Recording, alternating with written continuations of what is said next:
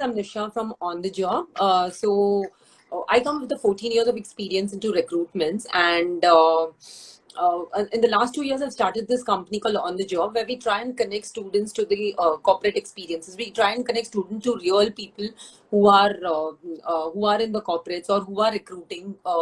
To give you an insider's view about how the job markets are and what to expect and uh, how you can go about making your CV relevant to these times, and especially in today's times when we have this huge pandemic and everything is in flux and the whole economy is being overturned.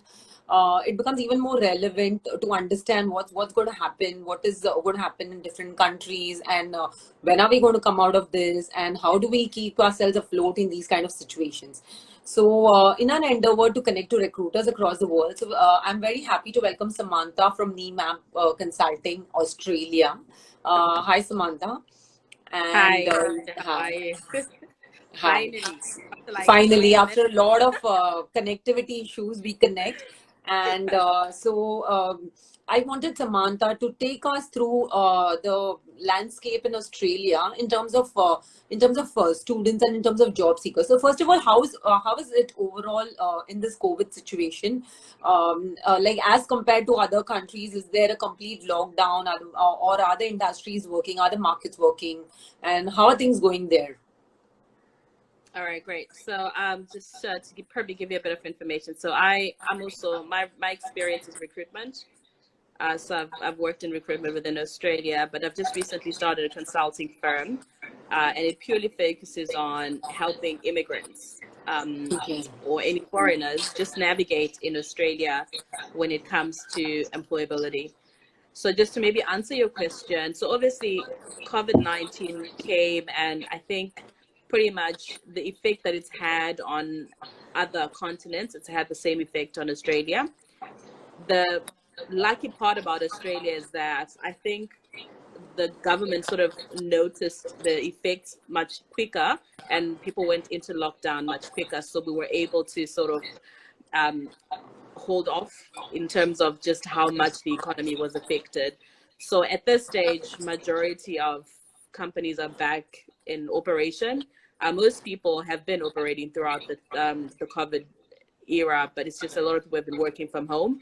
And now majority of businesses have come up with so many different concepts to try to get people into offices or to try to get people back onto the actual market or out in the open, operating, going out for meetings, whether it's Okay. working within the construction space, whatever it is. So most businesses are fully functional, just obviously still upholding social distancing rules and just making sure that we're still maintaining that um, the distance in order to just still have people, managing and sort of staying away from having to either contract the virus, and then we have another case of a pandemic. So it's still fully functional. Everything is normal, back to normal, if I can put it like that.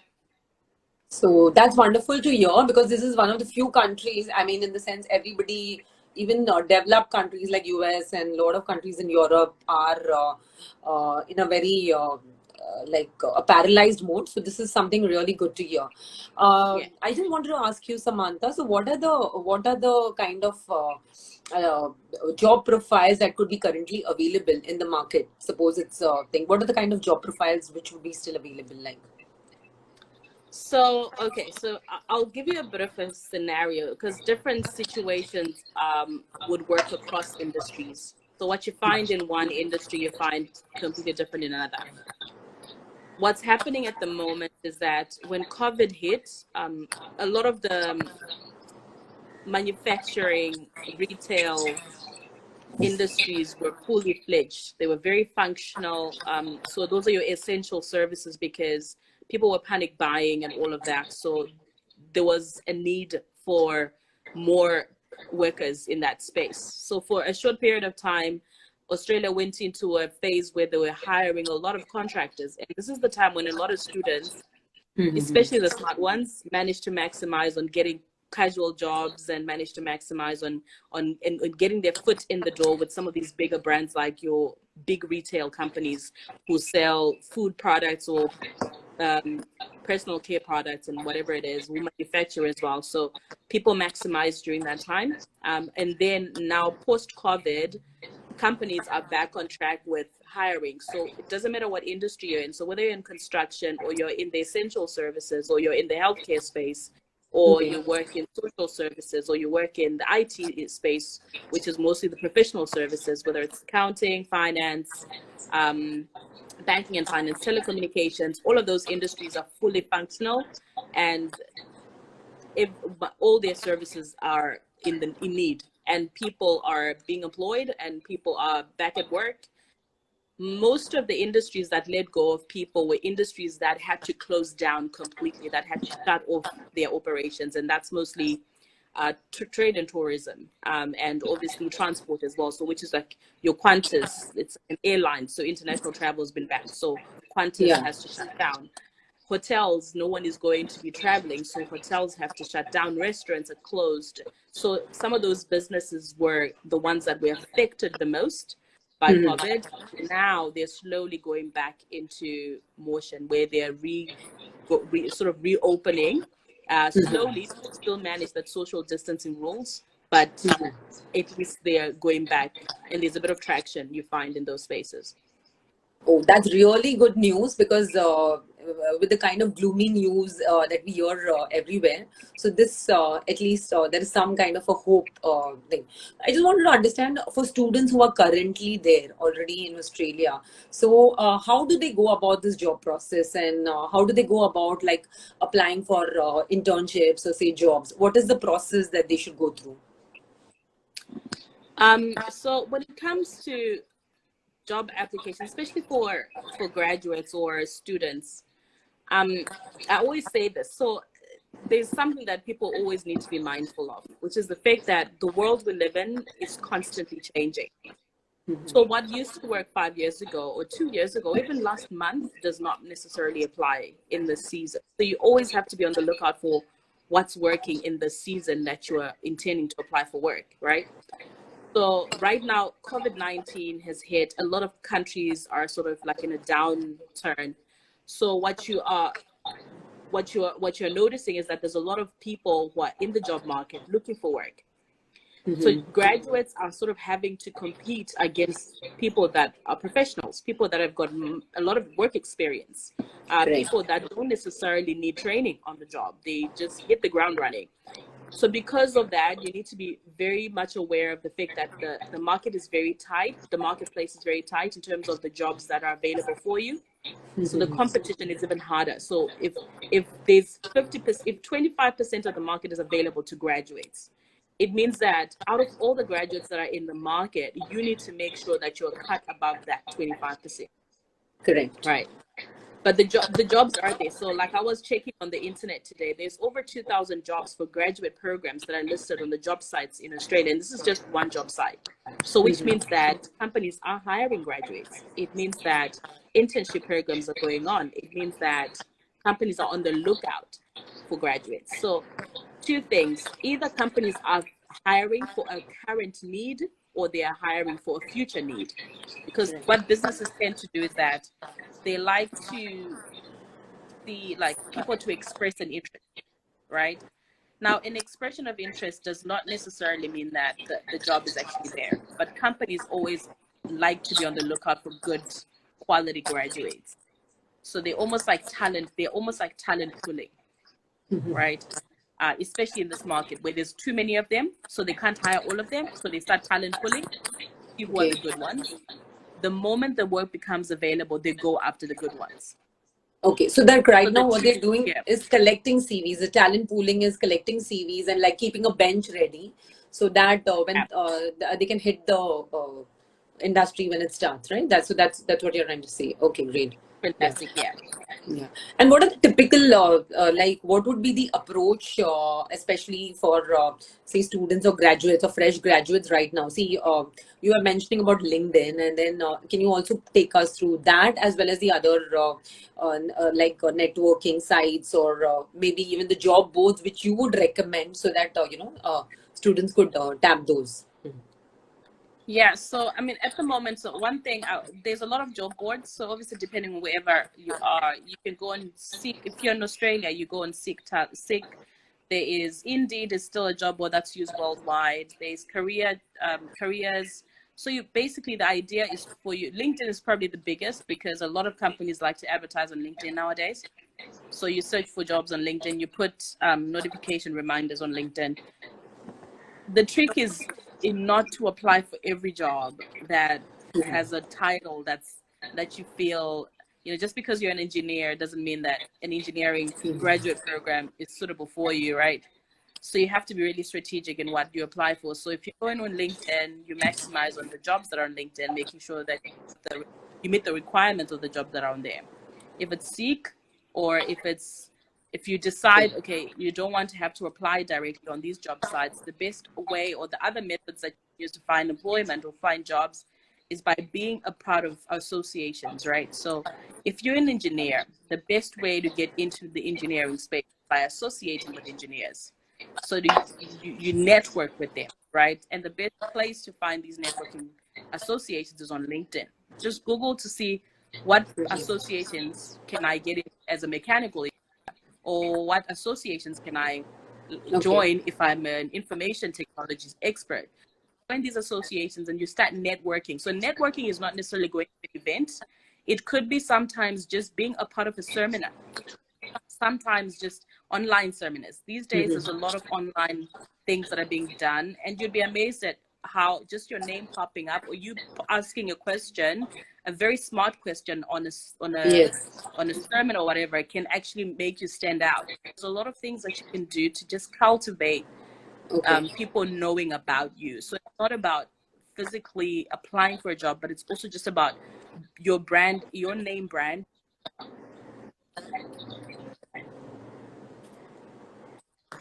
and what you do, posting on on LinkedIn, commenting, following companies that you would like to work for, commenting on their posts, liking their posts, sharing their, and being very consistent in doing that. That's what puts you on the map. Okay. Okay, that's wonderful. So, of course, LinkedIn and Indeed are the thing, and how you can attract the eye of the recruiter is how is what you need to figure out, and also what you can do by practice. Like she mentioned a lot of tips, like commenting, following people, following the companies that you'd want to work with, following the HR managers or the talent acquisition managers within those. So, yeah, Samantha, I also wanted to ask you. There is a myth that see when the jobs are few, is it that they are first the preference is given to the Australian residents and not the international students? So that's, I mean, we keep hearing about such things in lots of papers and things. So is that the true fact now, that if there are a limited number of jobs, they would first prefer their own countrymen rather than the international students? How is it there? Right. So I'll be very honest. I'm also international. Maybe not necessarily a student, but when it comes down to employment, the person who is so Australia is a very different market, and Australia is just about it's about relationships. It's about being a good culture fit. It's about fitting well in a team or in an organization. So Australia will train you for Okay. skill any day. They do not employ for skill. They don't employ the most qualified or the person who's got to have 15 years work experience. It's not about that. Australia will employ because you're a good culture fit. Australia will employ because foresee you as someone who will fit into their space or who will fit into their environment or who will get on well with the rest of the team. So that's what's Okay. important. And as a result of that, you can't really you can't really stereotype Australia to be the kind of market that will employ their people first before um, foreigners. They will employ anyone who's a good culture fit. So whether that person is a graduate, a foreigner, an international student, an Australian, that's dependent on who goes out for the interview. So as a graduate, my advice would Okay. always be find out what the culture is for that organization part of and try to mirror that. And by mirroring it, I'm not Okay. saying that change yourself to be that person, but try to find out what spaces would you do well in, what culture would you fit well in, and go for those. So when you apply for jobs, if you feel you're the kind of person who likes to So, hang out for drinks after work, then go to those companies that are happy to do that, or apply to companies that are happy to do that. okay. So, in fact, this is what I was going to ask you. Okay, what exactly do you mean by like culture fit, and how does one gauge the culture when you're just applying for a job? How do you know what's happening when you're just applying for a job? How do you know the culture of the organization and whether you fit in there? How does that work? Like, All right, so I'll answer the first question. What is culture fit? I actually did I posted 2 YouTube videos a few weeks back on cultural transition in Australia and what it means. So I'll send you a link so that you can check out those videos, because they go into detail as to what it means to transition culturally in Australia. But in Australia, culture fit, in essence, just basic, easy. I'll describe it so easy for you. So if you come and I interview you, and I feel at the end of the interview that you and I can have drinks after work, then you and I, like, that's a good culture fit. Like, you are the kind of okay. person I would be happy to work with. I would come to work in the office, say hi everyone, and you'd be like, you'd sort of respond in a positive, enthusiastic manner. You're like just someone who's happy. I'm happy to work with you. I enjoy coming to work with you. That's Okay. so people who are a good culture fit are people that you enjoy spending your time with when you are in the office. People that have a good aura, or that you can talk about, whether it's personal stuff or even just work stuff or whatever. But there are people that you'd be happy to do that. Now, in an interview, you can tell based on how, whether it's body language or just mannerisms, whether someone will actually fit into your culture or they won't. You ask questions about their behaviors, what they like, what they don't like, their strengths and weaknesses, all of that, and you can tell whether they will fit into your culture or they won't. Now, when you're applying for a job, obviously they can't tell culture fit based on applications, right? So on your resume, the most important thing is just being able to meet the job criteria. So that's the first part. Just meeting the job criteria. Don't apply for jobs you're underqualified for or overqualified. Apply for jobs that you're qualified. So jobs that you've got experience in, jobs that you know you can do. Like, there's some jobs, when you apply for jobs, there's that job that you just know that I can do this. Or I'll be very good at this. Or when I go into this company, or if I go for this interview, I will definitely get this job. Because they'll ask you questions about that work and you just know you tick all the boxes. So apply for those jobs. Don't apply for the job that you hope to get because you want to gain that experience. No. Apply for the job that you actually meet their criteria. Okay. Samantha, I wanted to ask you, so what are the most in-demand jobs? Like, for example, if you go to the US, what they welcome is a lot of STEM guys, the IT guys and all. But in Australia, so is it the IT, is it engineers, or are they looking for banking, finance, or are they looking for retail? So which is the industry which is open to take in graduates or thing? And where is the maximum job demand which you feel like? In Australia, you'll never go wrong if you're in the healthcare space, no matter what, no matter whether it's now, 10 years from now, 20 years, you'll never go wrong with healthcare. So if you're a doctor, or if you're a nurse, or if you are anyone within the Okay. healthcare space, you will definitely find a job in Australia. And if you are in social services as well, so those are That's great. the people that do support work. Yeah, so working with aged care people, working with people with disabilities, working with anything within the social welfare. And there's also the education space. So if you're an educator, right, whether you teach children or you teach university students, as an educator, you always find employment in Australia. You're a trade. So if you're in the blue collar space, now the biggest one. So if you work as a Oh, mechanic, whether you're an engineer or you're just a okay. mechanic of a car, if you're a plumber, if you are what do they call these ones? Joiners. So the guys that do cabinet making. Or if you work in Okay. construction. So whether The you do carpenters. heavy machinery engineering or carpenters, there we go. anything in construction, you'll always find Yeah. opportunities because they lack that when it comes to employing people here in Australia. IT, finance, the competition is way too high. Like there's people coming all over the world who are in IT, finance, who are in accounting. They are all critical skills, but they have got an influx of people as compared to the other industries. That's great. That's wonderful. Yes. I'd like to ask you, like in case for students and thing like even okay, right now the situation is like you can say the worst in anything, but overall if the situation was better, so Australia is one of the best places to immigrate, and it's a, so what are the kind of laws, and is it very friendly to immigrants, and thing, and what are the, like suppose a student completes a degree over there, so how much time are they given that work visa, and is it more open to students and immigrants as such, that way? Yeah, so Australia is probably one of the most diverse culturally in the world. No matter which part of the world you go to, you will never find a place that's like Australia. You in Australia, you meet people from all walks of life, like everywhere in the world, corners of the world that you wouldn't even expect people to come from. They're here in Australia. So, beautiful thing about coming to Australia, because you're coming into a world where you'll always find someone who's from where you come from. You always find someone who speaks the language that you speak. So that's the beauty of it.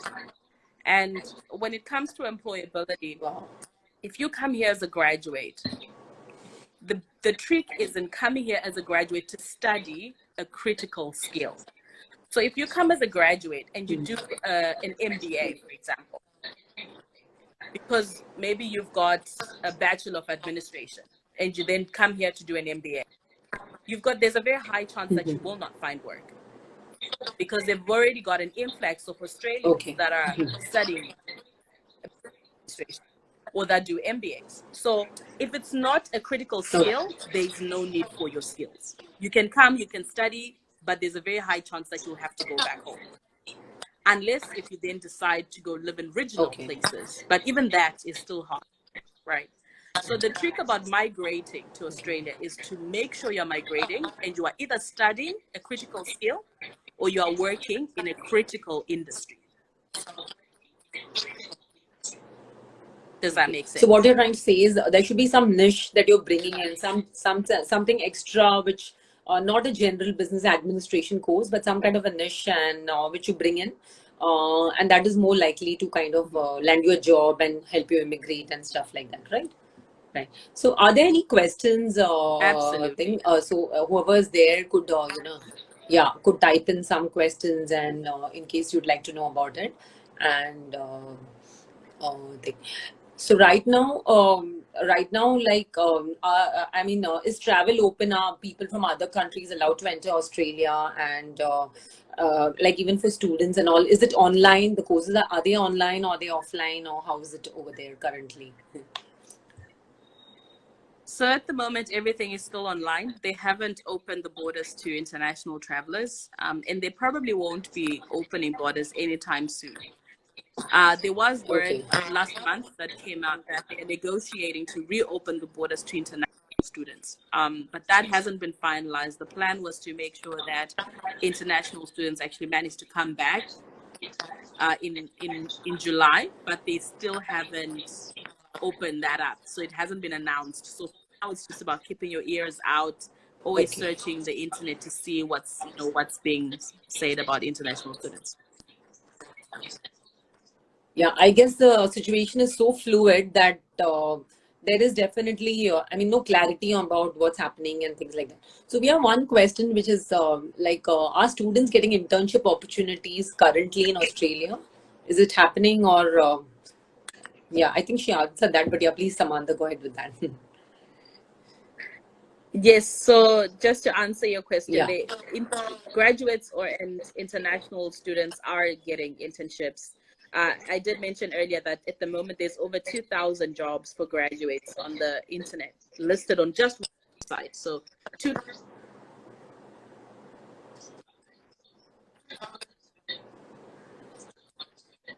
and you'll get them.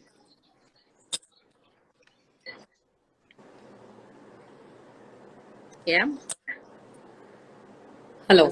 Does that answer the question? Yeah. Yeah, I guess so. So what I gathered, your voice is breaking a bit in between, but so what I gathered from it is there are for the people currently in Australia, there are almost 2,000 listed in one portal, and so definitely there are opportunities as long as you are able to crack it. And also, some companies are building talent pools, so they might not immediately hire you, but you've been kept in the pool. So as in when more things open up, you could be recruited. Is what Samantha says. So great. Any other questions, guys? Anybody has any questions? Okay. And Samantha, any particular other than that, this um, universities themselves have their internal portals and stuff like that. So does that also help you in your job search? And other than LinkedIn and say Indeed, what are the other options by which students can be more available to the job market as such? Is there any? Yeah. So most universities obviously have their own internal portals, and different companies are always on the lookout for students that are in university. So they'll always post, most of these bigger organizations especially, and even smaller ones, because they're also looking for emerging talent. So they'll always send information to universities to ask any people that have got certain skills, especially like I mentioned earlier, if you possess a critical skill, you've got a very high chance. Whatever happens in Australia, if you have a critical skill, and all the critical skills are listed on their immigration website. So if you go on the Australian immigration website, it has a whole list of all the different skills that people will get hired for. So whether it's in engineering or accounting, social service space, those industries predominantly you always find jobs. And what they also do is, especially if you've got a critical skills, they've got a program called placements, where as soon as you're done with study, they put you up in a job. So if you work in social services, for example, as soon as you're done with your degree, they actually assign you to an institution that will employ you for a placement program. And that helps you to gain experience. And in essence, after that, you'll be able to find jobs. That happens mostly in social services or in the healthcare space, even in engineering. I'm not quite sure, obviously, if the same principles don't really apply across industries, but it's just really about always putting your head out there to see, search the internet, search the job board, ask people, ask lecturers, and you'll get so much information. It's amazing what's out there. Okay, that's wonderful. That's nice. So, Yeah. any more questions, guys, or any more questions that we have? So in the meantime, I just summarize what Samantha said. So as compared to say the situation across the world, things in Australia are a little bit better. Markets are open, companies are working. It's work maybe not as usual, but of course with a lot of precautions and stuff like that. There are jobs in the market, but maybe because it's fewer in number, the competition is much higher, and so you have to be really smart in the way you in your job search. And what would give you an edge in the market is to be one of those people who have those essential skills which are listed in the portal, right? Portal the is Yeah. portal which is more likely to give you a job than say a normal, say a general master's of a business administration or any of those kind of courses. So yeah, so lot of Indian students really, and especially now in India, a lot of international boards have come up, and so these students want to study outside the country, outside India, and like now since US is so closed down Mhm. and things, so I guess Australia is definitely a good option for people looking for a good lifestyle and quality jobs Yeah. and a good culture is what I can summarize Yeah. from there. Samantha, any final words? Any last words? No, absolutely not. It's great that this platform where you can help international students and graduates struggle the most because there's just not enough information out in the market available for them. So it's a very good thing that you've got this where you can actually help people in that regard, and just hopefully, this is more and more people will know about it and they'll get more information. great. So, to all viewers of On the Job, I'll be posting this on the net. But even otherwise, if you have any more queries and anything, I'm sure Samantha will be more than happy to kind of help you out and give you more information about this. And I hope this session helped and kind of at least opened up our views about, like, say, from an insider who's right there in the middle of the job market as to how things are happening there. So thank you, Samantha. I don't see any more questions. So you can still, guys, if you've seen this video later and you want to put it in the comment box, please go ahead and do it. And keep following us, NIMAB and On the Job, to kind of help you navigate towards this journey of transforming from a student to a career professional. And all the best to all of you. Yeah.